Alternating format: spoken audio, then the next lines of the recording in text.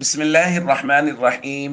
عن أبي هريرة رضي الله تعالى عنه عن النبي صلى الله عليه وسلم قال: من كان له سعة ولم يضحي فلا يقربن مصلانا. رواہ ابن ماجہ۔ نبی کریم صلی اللہ علیہ وسلم نے ارشاد فرمایا، جس شخص کے پاس قربانی کرنے کی گنجائش ہو اور وہ قربانی نہ کرے تو اسے چاہیے کہ وہ ہماری عیدگاہ کے قریب بھی نہ آئے۔ دوستو، شریعت کی نظر میں ہر بالغ شخص کا نصاب الگ ہے، بھلے وہ مرد ہے یا عورت ہے۔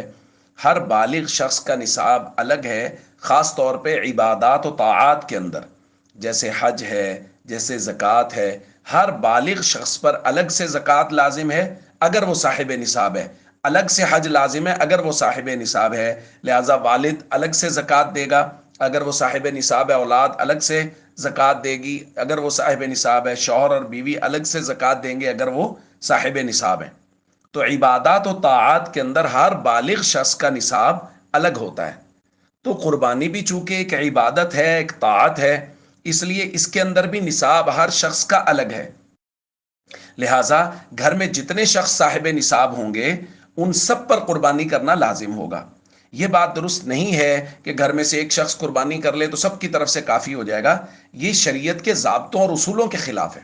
اس لیے ہر شخص پر الگ سے قربانی کرنا لازم ہے، جو افراد گھر کے صاحب نصاب ہیں۔ لہذا گھر میں اگر 5 افراد صاحب نصاب ہے تو 5 کی طرف سے ہی قربانی کرنا لازم ہوگا۔ اور اسی بات کو نبی کریم صلی اللہ علیہ وسلم نے آج کی اس روایت میں جو ہم نے پڑھی، حضور نے بیان فرمایا کہ جس شخص کے پاس بھی وسعت ہے، من کان لہ سعہ ولم یضحی، لیکن وہ وسعت کے باوجود قربانی نہیں کرتا، فلا یقربن مصلانا، حضور کی ناراضگی کا انداز یہ ہے کہ حضور نے فرمایا ہماری عیدگاہ کے قریب بھی نہ آئے۔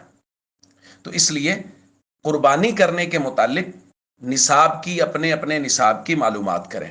آج کی تاریخ میں تقریباً 1,32,000 روپیہ وہ نصاب بن رہا ہے، چونکہ 52.5 تولہ چاندی کا حساب ہوگا تو 1,32,000 روپیہ تقریباً نصاب بن رہا ہے چاندی کا، کہ کوئی آدمی صاحب نصاب ہو جائے گا۔ اگر عید کے دن، عید سے اگلے دن یا اس سے اگلے دن کسی آدمی کے پاس 1,32,000 روپے مالیت نقد آ گئی، یا اس کے کسی جگہ دکان وغیرہ میں لگے ہوئے ہیں، یا اس نے کسی کو قرض دیا، کسی بھی شکل میں اس کے پاس موجود ہے اور اس پر قرض نہیں ہے، تو اس کو قربانی لازم کرنا ہے۔